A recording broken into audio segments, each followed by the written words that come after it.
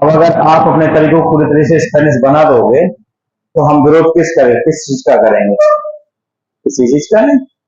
आप स्पेनिश, हम स्पेनिश, हमारा कल्चर स्पेनिश हो गया, खत्म हो गई कहानी। लॉर्ड मैकाले को हमने बताया था तुम्हें। लॉर्ड मैकाले ने क्या कहा था जब अंग्रेजी शिक्षा को माध्यम बनाया इंडिया में? तो उसने कहा था कि भारतीय सिर्फ रंग रूप से भारतीय बचना चाहिए, बाकी सोच थिंकिंग से क्या हो जाएगा, ब्रिटिश हो जाए। 1813 में जब चार्टर एक्ट आया, उससे भी पहले 1857 में, 1757 में जब क्रांति हुई थी हमारी, वो वाली युद्ध हुआ था आपका प्लासी वाला, हुआ था सिराजुद्दौला और किसके बीच? अंग्रेजों के बीच, जिसमें उसके सेनापति मीर जाफर ने क्या कर दी? गद्दारी कर दी। एक तो वो एक घाव में भरा हुआ था लोगों के मन में। और अगर जिनको ये लगता है ना कि संतान क्रांति कोई इंस्टेंट कारण है जिसका कि हुई हो, तो आप गलत है। वो बहुत सारी चीजों का इकट्ठा होके एक पॉइंट ऑफ आपका पॉइंट पे आके क्या होगा, भड़क गई हो। मतलब बहुत सारी चीजें इकट्ठा हुई हैं। अब सुन के ध्यान से, 1757 का प्लासी का युद्ध, जिसमें लोगों को ये था कि ये नहीं होना चाहिए। 1813 का चार्टर एक्ट, जिसमें ईसाई मिशनरीज को बुलाया गया, उनसे कहा गया कि तुम धर्म का प्रचार प्रसार करो, जो हमें धर्म सुधार आंदोलन में तुमने उस दिन समझा दिया था। 1833 का चार्टर एक्ट आता है, उसमें कहा जाता है कि जितने उच्च पदों पर भारतीय हैं उनको सबको क्या करो, हटाओ, और उन पे सब उच्च पदों पर किसको बैठाओ? ब्रिटिश को। और साथ में भारतीय जमीन को बेचना शुरू कर दिया कि अगर कोई विदेशी आ सकता है और ईस्ट इंडिया कंपनी के पास जमीन है, आप चाहो तो ले सकते हो, खरीद सकते हो। भारतीय जमीन को बेचना शुरू कर दिया ईस्ट इंडिया कंपनी ने। और जो बची कुची कसर थी वो 53 में पूरी होती है। 53 के चार्टर एक्ट में घोषणा की जाती है कि प्रतियोगी परीक्षाओं में उच्च पदों पर आपका भारतीय आवेदन नहीं कर सकते। बिठाना तो ठीक है, अब तुम क्या कर रहे हो? आवेदन भी नहीं करने दे रहे, मतलब अब तो तुम्हारा चांस ही नहीं है कि तुम उच्च पद पर बैठ भी पाओगे कभी। ठीक है। उसके साथ साथ दो और प्रशासनिक कारण बड़े मजबूत माने जाते हैं। एक माना जाता है लॉर्ड डलहौजी का डॉक्ट्रिन ऑफ लैप्स, इसको बोलते हैं राज्य हड़प नीति। इंग्लिश में बोलते हैं इसको डॉक्ट्रिन ऑफ लैप्स, और हिंदी में बोलते हैं इसको राज्य हड़प नीति। उन्होंने क्या कहा? यदि किसी भी भारतीय रियासत का लीगल वारिस नहीं है, यानी उनका खुद का पुत्र नहीं है अगर, तो हम उस रियासत को ब्रिटिश प्रांत घोषित कर देंगे। सबसे पहले लॉर्ड डलहौजी ने जिसको ब्रिटिश प्रांत घोषित किया था, उस रियासत का नाम था जयपुर। और उसके बाद 1853 आते आते झांसी को भी ब्रिटिश प्रांत घोषित कर दिया गया। और अगर तुम लोगों को नहीं पता हो तो लक्ष्मीबाई का एक बेटा हुआ था, लेकिन उसकी डेथ हो गई थी।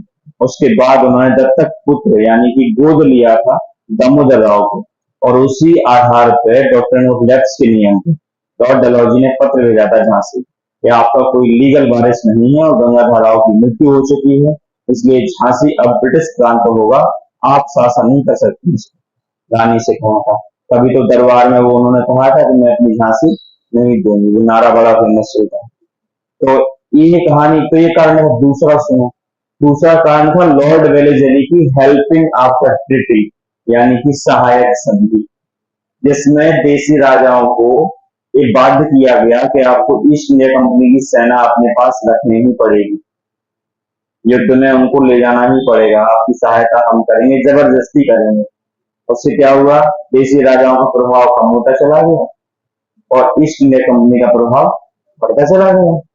तो अगर कोई तुमसे ये कह दे कि 1857 की क्रांति सिर्फ और सिर्फ दो कारतूसों में दो जानवरों की चर्बी से हुई है, तो तुम खुद सोच के देखो ऐसा संभव है क्या? इतनी बड़ी क्रांति का होना और इतना छोटा कारण होना कभी संभव नहीं। उसके पीछे बहुत बड़े बड़े कारण थे जो हमने तुम्हें बताया है कि सबसे पहले 1813 का वो, जिसमें तुम्हें धर्म के लिए क्या किया जा रहा था, मजबूर। फिर 1833 में भारतीय कुछ पदों से हटाना, और 1853 के चार्टर अधिनियम में आवेदन नहीं करने देना, और लॉर्ड डलहौजी की डॉक्ट्रिन ऑफ लैप्स की नीति, और लॉर्ड वेलेजली की सहायक संधि। इस सब मिला जुला के कारण इकट्ठे होते हैं। अब बात आती है 1856 की। अच्छा, और भी सुनो, याद करो, दास प्रथा, सती प्रथा, और आपका जो है विधवा पुनर्विवाह, हाँ, उसको 1856 में आते आते तीनों चीजें खत्म हो गई थी। मतलब विधवा का पुनर्विवाह 1856 में अधिनियम आया, में लिखवाया होगा। कन्या भ्रूण हत्या अधिनियम 1856 में आया। उसके बाद दास प्रथा को 1833 में आपका पेश किया गया, 43 में खत्म हो गई थी 43 में। सती प्रथा ठगी प्रथा 1930 में खत्म हो गई थी। अच्छा, अब इससे जो पढ़ा लिखा समाज था ना थोड़ा जागरूक, वो तो तारीफ कर रहा था ब्रिटिश की कि राजा राम मोहन राय जैसे लोग कि आपने एक कम से कम गैर कानूनी कर दिया तो बेहतर हुआ है। लेकिन जो ग्रामीण लोग थे और उनका परसेंटेज इंडिया में हमेशा ज्यादा रहा है। आज भी इंडिया में 69.8% क्या है, ग्रामीण 68.8%, और तब तो 90 के ऊपर होगा। तो उस समय ग्रामीण जनसंख्या खूब, और ग्रामीणों में पढ़ाई लिखाई का लेवल भी कितना सीमित। तो सती प्रथा को समाप्त करना एक तरीके से धार्मिक विरोध पैदा कर दिया अंग्रेजों के प्रति, क्योंकि अपने यहाँ दकियनूसी परंपराओं को यदि तुम अपने घर में बंद करने की कोशिश करोगे ना, तो तुम्हारी खुद का विरोध होने लगेगा। तो वो तो अंग्रेज थे। तो समाज का एक बहुत बड़ा वर्ग जो है इससे भी तो असंतुष्ट था अंग्रेजों से कि तुमने ऐसा कहे किया, हमारी संस्कृति में हस्तक्षेप काय कर रहे हैं। इससे भी दुखी था कुछ वर्ग। हाँ, कुछ था जो हैप्पी था, उनको समझ आ रहा था कि नहीं गलत है तो खुश थे, और जिनको लग रहा था कि नहीं ये न्याय क्या किया, गलत किया है। अब जैसे आज अपने घर में जाए हैं और कोई जैसे जो परंपराएं चल रही हैं, जो बिना मतलब की भी परंपराएं तो चल रही हैं, अगर हम उनका विरोध करने लगे आप लोग तो क्या होगा, घर में विरोध होने लगेगा तुम्हारा, तो पागल हो गया, ज्यादा पढ़ लग जाएगा तुम, समझ गए। तो यही हुआ। अब ये सब मिला जुला के कारण इकट्ठे होते हैं और फिर वो भड़कती है 1857 की क्रांति। अच्छा, उसको भड़काने के लिए भी कोई ऐसा नहीं है कि आम जनता के पीछे भड़क गई हो। शुरुआत में वो सिर्फ सैनिक विद्रोह था, लेकिन जो लोग गुस्सा थे या असंतुष्ट थे, उनको उसी विद्रोह ने क्या की थी, हवा दे दी कि तुम भी इसमें शामिल हो सकते हो। तो इसलिए तो कहा जाता है कि शुरुआती दौर में 1857 का जो क्रांति थी वो सिर्फ क्या था, सैनिक विद्रोह था। वो सिर्फ सोल्जर्स के द्वारा किया गया एक आपका जो है बायकॉट समझ लो। लेकिन बाद में जब आम जनता उसमें इन्वॉल्व हो गई और जब राजा और आपका लोग इन्वॉल्व हो गए, तब वो आपका इस परिभाषा देने लायक बन गया कि ये भारत का प्रथम स्वतंत्रता संग्राम। ठीक है, अब हुआ ये कैसे वो समझ लीजिए। ईस्ट इंडिया कंपनी को भारत में व्यापार करने के लिए अनुमति किसने दी थी, जहांगीर। और पहली फैक्ट्री कहाँ खोली गई थी, सूरत में। शुरुआती स्टेप इनका क्या हुआ करता था कि हम सिर्फ व्यापार करेंगे लेकिन प्रशासन नहीं करेंगे, आप इससे बेफिक्र रहो, भूभाग पे कब्जा नहीं करेंगे। धीरे धीरे इन्होंने क्या किया, ईस्ट इंडिया कंपनी की सुरक्षा को ध्यान में रखते हुए सैनिकों का अनुपात बढ़ा दिया, और सैनिकों का अनुपात कितना कर दिया, 5:1, यानी 5 भारतीय सैनिकों पर एक भारतीय एक अंग्रेज सैनिक। ये रेशियो था, मतलब सेना किसकी ज्यादा थी, भारतीयों की संख्या ज्यादा थी ईस्ट इंडिया कंपनी की सेना में। और ये लगातार सहायक संधि में का इस्तेमाल करते थे ब्रिटिश, चलती चली आ रही थी। अब ये मान लो कि उस समय संख्या तकरीबन थी 2.5 लाख भारतीय सैनिक और 50,000 ब्रिटिश सोल्जर, 1857। ये रेशियो था क्रांति के समय। अब हुआ क्या, 1856 में 1856 में एक नई राइफल बनती है, इसका नाम होता है इनफील्ड राइफल। और पूछा जाता है पेपर, ये कौन सी राइफल के प्रयोग से 1857 क्रांति भड़की थी, तो आंसर है इनफील्ड राइफल। अब इनफील्ड राइफल बनती, अब वो जरूरत क्यों थी इनफील्ड राइफल की, यहाँ ध्यान से सुनो। पहले जो राइफल चलती थी वो तुम लोग अगर एक चक्कर में हो कि जैसे आजकल चलती है कि पीछे से हमने कारतूस डाला, पॉप किया और फायर कर दिया, पीछे सेल टिक गया खाली होके, ऐसा कुछ नहीं होता था। पहले जो राइफल चलती थी वो कैसे होती थी, कारतूस आता था, उसके ऊपर से ढक्कन खोलो, गन रखो, उसके ऊपर से भरो। पुरानी फिल्मों में अगर कभी देखा हो, ऊपर से भरने के बाद उसको ठोको, एक सरिया होता था, और उसे ठोकने के बाद जब वो कारतूस जो छर्रा होता था, गोली जिसको हम बोलते हैं, जब वो जाके नीचे चैम्बर में जम जाएगी, ठोकने के बाद फिक्स हो जाएगी, उसके बाद पीछे से आपका आग लगती थी, एक पिन होता था, वैसे आग जनरेट होती थी, ग्रेनेड टाइप का, वैसे खींचो चला दो तो उससे आग जनरेट होती थी, चैम्बर में आग लगती थी, विस्फोट होता था और छर्रा क्या होता था, आगे फेंक दिया जाता था बारूद के द्वारा। एक गोली चलाने का प्रोसेस हुआ करता था पुरानी बंदूकों में। आज जाना संग्रहालय में देखना वही वाली बंदूकें रहती हैं। जो आगे से भरती थी। ठीक है, अब इसमें टाइम लगता था। अच्छा, एक और चीज इसमें टेक्निकल चीज है, ये जो किताब में नहीं है। जो यूरोप है या इंग्लैंड है, वहां पे क्या होता है, उमस का मौसम नहीं होता। इसमें थोड़ी ज्योग्राफी है। उमस का मौसम क्यों नहीं होता? क्योंकि हम जो है वो कर्क रेखा और आपका जो है, मतलब हम लोग ऐसे हैं कि अगर आपने भूगोल थोड़ी पढ़ी हो, तो जो कर्क रेखा से मकर रेखा तक का मौसम होता है, जिसको हम ट्रॉपिकल जोन कहते हैं, बोलते हैं।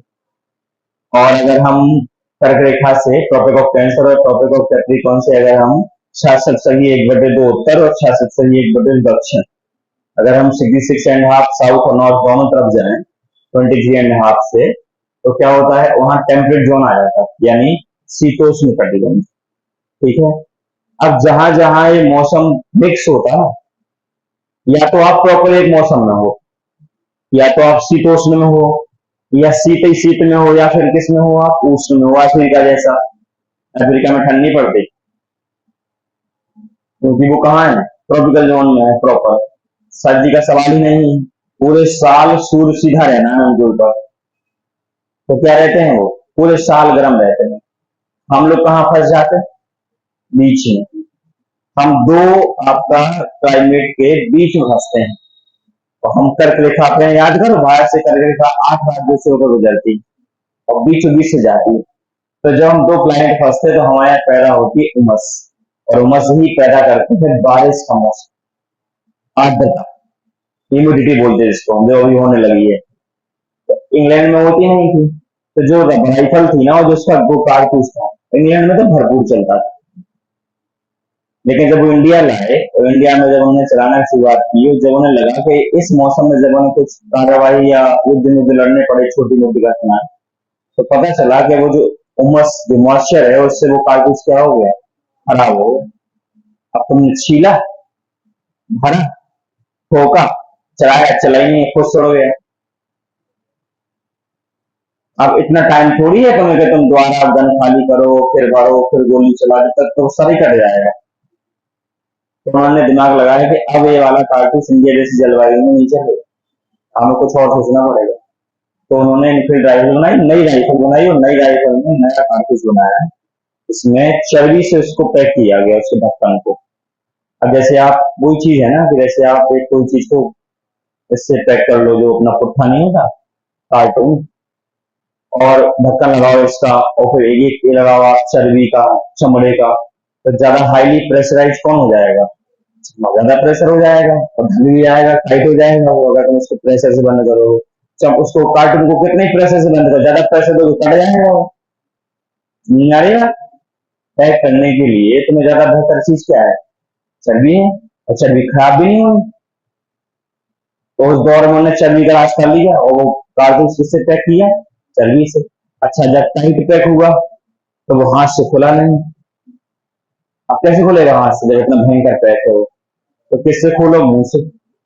अब समस्या कहाँ है, कि उनमें ज्यादातर गाय और सुअर की चर्बी का इस्तेमाल हुआ था भारतीयों में। भारत में दो सबसे बड़े समुदाय कौन है, हिंदू और मुस्लिम।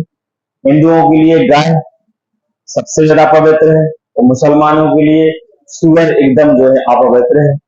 और दो ही सबसे बड़े समुदाय हैं। जो वो 5:1 का अनुपात रेशियो था ना सेना में, उसमें ज्यादातर कौन थे, हिंदू और मुसलमान।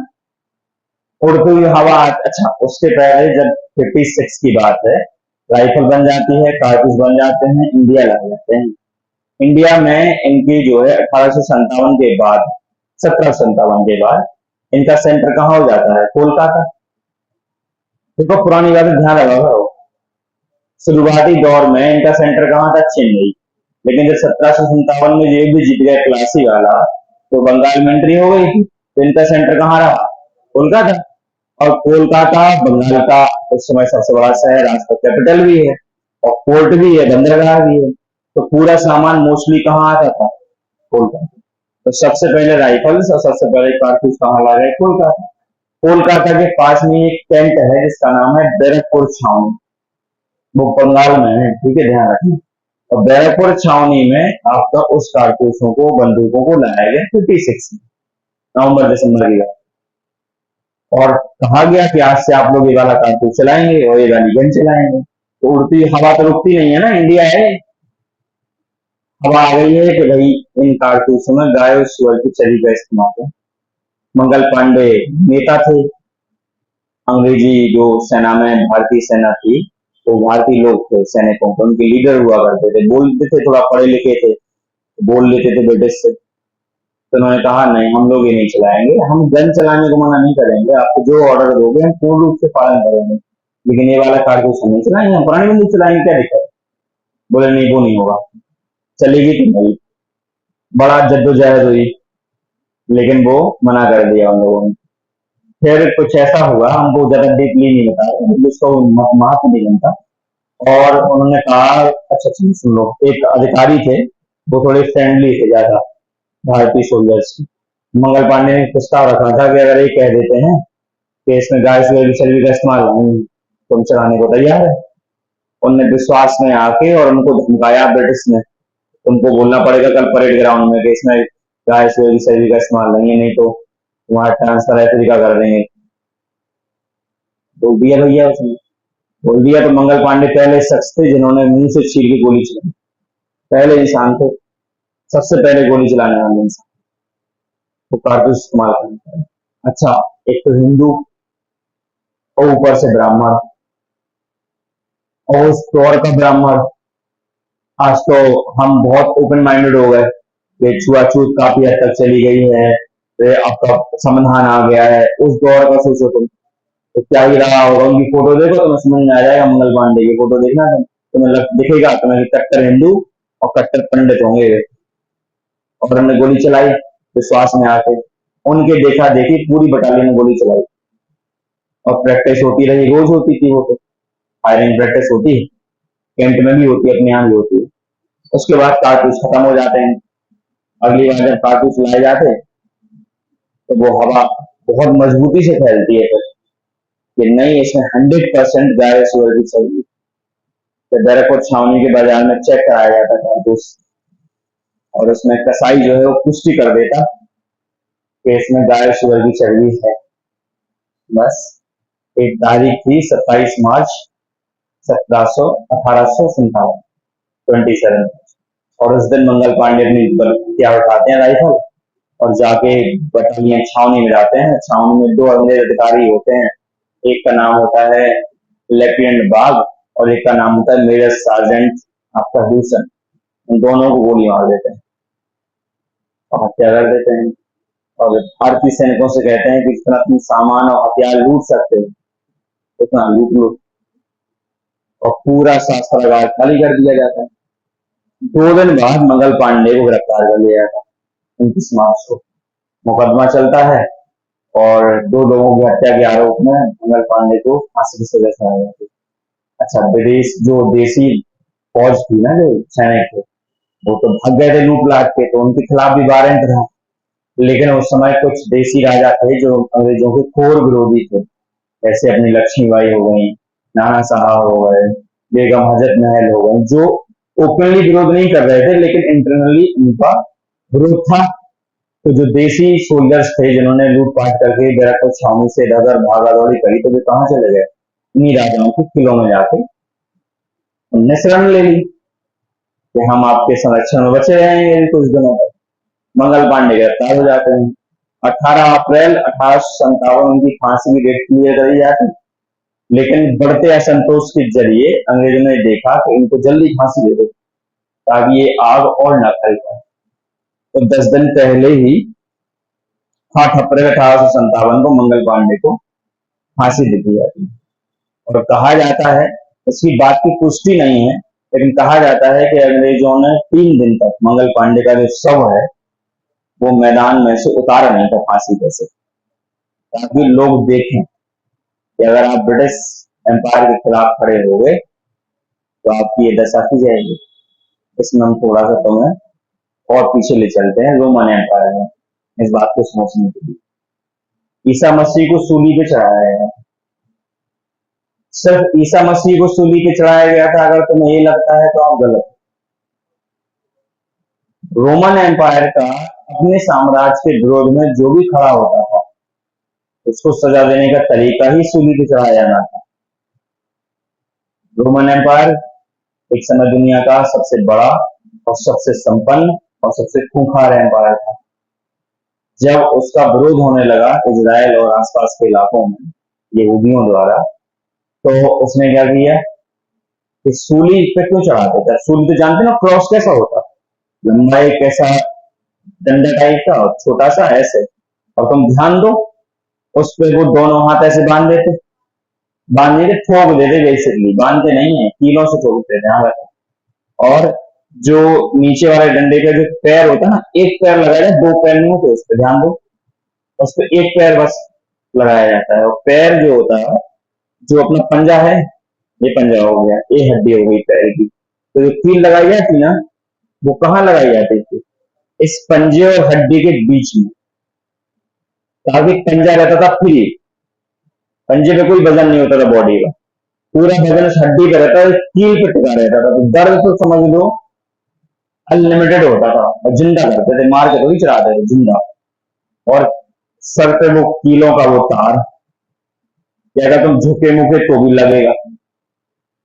और पता कहाँ लगता है जाता था? जो शहर में सबसे प्रमुख आने का और जाने का रास्ता होता है, उस आने जाने रास्ते पे जो गद्दार होते थे, जो विरोध करते थे रोमन एम्पायर का, उनको वहां टांगते थे, ताकि जो लोग शहर के भी हैं और जो लोग बाहर के भी हैं, वो जब आए तो मन में दहशत पैदा हो। क्योंकि डिक्टेटरशिप का एकमात्र रूल है डर। अगर तानाशाही किसी को चलानी है तो उसका एकमात्र नियम वो है डर। अगर तुम दहशत पैदा कर दोगे, तानाशाही चल जाएगी तुम्हारी।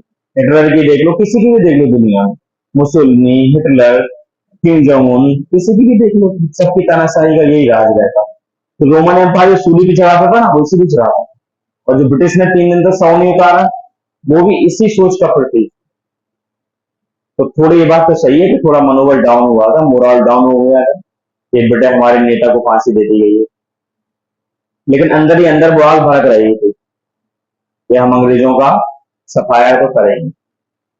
धीरे धीरे मीटिंग्स होने लगी, अंडरग्राउंड मीटिंग्स, राजाओं के बीच में, सेनाओं के बीच में। तो हम लोग सब लोग एकता के साथ एक सेना बनाएंगे और एक दिन हमला करेंगे। तारीख डिसाइड हो गई 31 मई। हम 31 मई को सारे लोग मिलके, अच्छा जो सिर्फ अभी देखो बैरकपुर छावनी के सोल्जर्स भागे हैं, ध्यान रखो, बाकी छावनी में अभी भी भारतीय सेना क्या कर रहे हैं? नौकरी कर रहे हैं उनकी आराम से। लेकिन उनने ये डिसाइड कर लिया कि हम अभी नहीं भागेंगे। अगर हम अभी भागे तो फिर हमें ढूंढेंगे और हमारे ऊपर फांसी का वारंट जारी होगा, तो अभी क्यों भागना? आप तो मीटिंग में जाओ इक्का दुक्का और न्यूज लेके आओ कि विद्रोही क्या, मतलब क्रांतिकारी क्या बना रहे हो योजना, और जिस दिन हमें आदेश मिलेगा कि इस दिन हमें हमला करना है, हम उस दिन उसी छावनी में रहकर पड़ जाएंगे ना, क्या दिक्कत है? तो और ज्यादा मजबूत रहेगा। तो वो सब वहीं इंतजार कर रहे थे। इसी बीच कोई फूंक देता है अंग्रेजों को, हमारे यहाँ मीर जाफर जैसे लोगों की कमी तो है नहीं, कि विद्रोही नेता 31 मई को आप पे हमला करेंगे और एक साथ करेंगे। तो ब्रिटिश घबरा जाते हैं, क्योंकि 5 अनुपात 1 का अनुपात है भाई साहब, कि अगर एक साथ हमला हुआ तो हम तो 100% मारे जाएंगे। तो उन्होंने सबसे पहले जो शुरुआती स्टेप उठाया वो उठाया कि जो राजा ब्रिटिश अधीनता स्वीकार कर सके, उनको धमकाया कि अगर कुछ ऐसा होता है तो तुम लोग ब्रिटिश अधीनता स्वीकार कर सके हो, तुम लोग इसमें भाग नहीं लोगे, और अगर तुमने लिया, मान लो हम मर भी जाते हैं, लेकिन जो ब्रिटिश एम्पायर तुम पर फिर जो क्रूरता बरताएगा वो तुम ध्यान तुम्हारा काम जाए, मतलब छूटी इधर भक्ति नहीं होती। मान लो हम मर भी गए इंडिया में, लेकिन तुम्हारे ऊपर ब्रिटिश एम्पायर जो हमला करेगा वो तुम जानना, तो तुम्हारी दशा क्या करेगा वो, इसलिए तुम इन्वॉल्व नहीं होगे इसमें, बागियों से तुमने टक लेंगे। उनने पहले क्या किया कि डर है उनका, उसको खत्म किया कि जो हमारे अधीन राजा वो तो हिस्सा ना लें कम से कम। और जो डर से नहीं डरते थे उनको किससे खरीदा उन्होंने? पैसे से। उनने पैसे से डील करी कि तुम इस क्रांति में हिस्सा नहीं लोगे, तुम बताओ कितना पैसा चाहिए आपको। उसी में थे सिंधिया परिवार ग्वालियर, जो पैसे से बिके थे, पैसा लाओ और हम साथ नहीं देंगे किसी भी विद्रोही नेता का। और खुला चर्चा थी कि लक्ष्मीबाई क्रांतिकारी विरोधी हैं अंग्रेजों की। उनको यही डर था अंग्रेज ब्रिटिश को कि कहीं सिंधिया परिवार वो भी मराठा है, वे भी मराठा है, कहीं ये दोनों एक ना होकर हमारे खिलाफ खड़े हो जाए, तो पता चला पूरा नॉर्थ इंडिया साफ हो जाएगा यहाँ पर। उनने सबसे पहले किसको कंट्रोल में किया? सिंधिया परिवार। और फिर कंट्रोल करने के बाद एक आर्मी बुलाते हैं, रेजिमेंट, जो म्यांमार बर्मा में थी उस टाइम पे, उसका नाम था रेड आर्मी, जो सिर्फ ब्रिटिश सोल्जर्स की सेना थी। उसको बुलाया गया और सीधा लेटर भेजा गया विक्टोरिया को कि अगर वो सेना अप्रैल के अंत तक भारत नहीं आती है तो मई में कभी भी हमला होगा और आप बचा नहीं पाओगे हमें, ना अपने शासन को बचा पाओगे। वो अप्रैल में आ जाते हैं, लास्ट अप्रैल तक सेना मजबूत हो जाती है। बॉन्डिंग उनने सब राजाओं से बनाई ली थी, स्ट्रेटेजी उन्हें पता चल जाती है।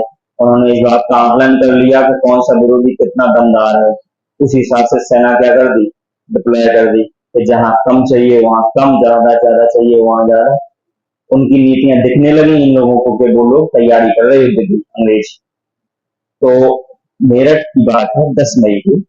10 मई में मेरठ में तीसरी वाहिनी की घुड़सवार सैनिकों की एक टुकड़ी थी, जो ये सोचने लगी थी कि अब शायद 31 मई ना आ पाए, क्योंकि जिस हिसाब से अंग्रेजों का मूवमेंट है उस हिसाब से ऐसा लग रहा है कि हम पहले ही दबा दिए जाएंगे, क्रांति के पहले ही। तो 10 मई 1857 को उनने सारे घुड़सवार सैनिकों ने, जितने ब्रिटिश अधिकारी सामने आए, सबको गोली मारना शुरू कर दी 10 मई 1857। और वहां से सारे के सारे जितने भारतीय सैनिक थे मेरठ छावनी से भाग गए और कहाँ पहुंचे? दिल्ली, क्योंकि दिल्ली मेरठ बगल में। दिल्ली पहुंचते हैं किसके दरबार में? बहादुर शाह जफर द्वितीय। अच्छा, अब बहादुर शाह जफर द्वितीय ने क्यों भाग साथ दिया था तो वो सुनिए।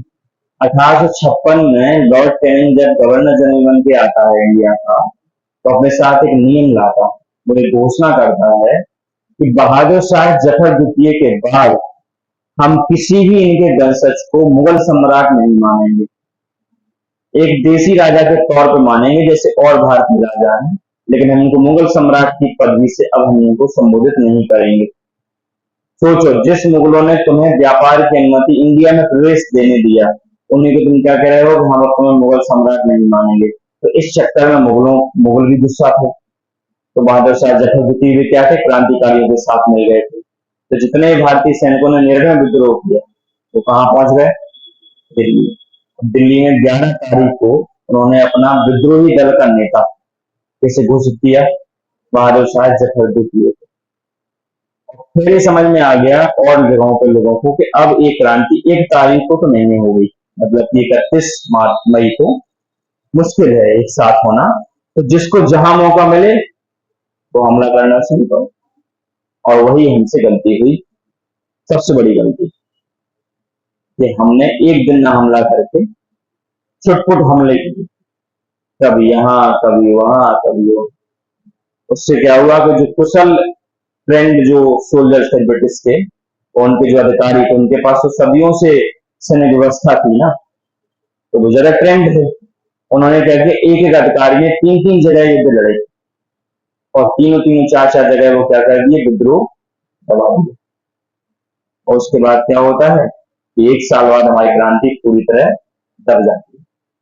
जो नेता शहीद हो गए तो शहीद हो गए, जो नहीं हो गए उनको पकड़ने के लिए दरस डाली गई, और जो पकड़े गए उनको फांसी दे दिए। और फिर उसके बाद 1857 क्रांति 1 साल के अंदर पूरी तरह से दबा दी जाती है।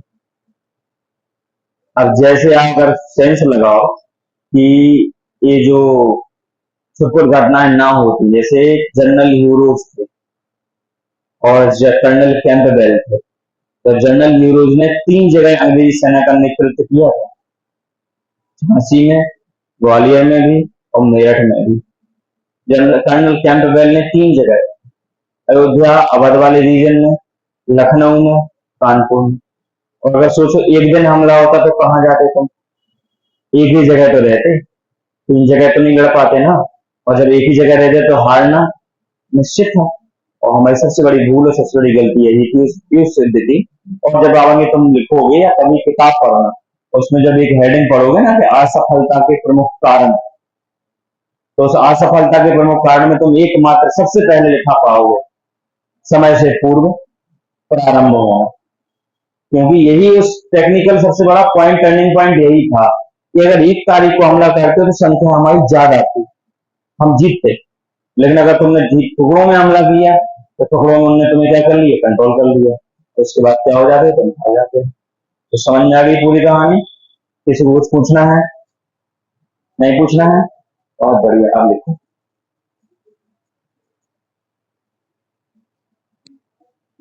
आपने तो रजिस्टर ही नहीं निकाला।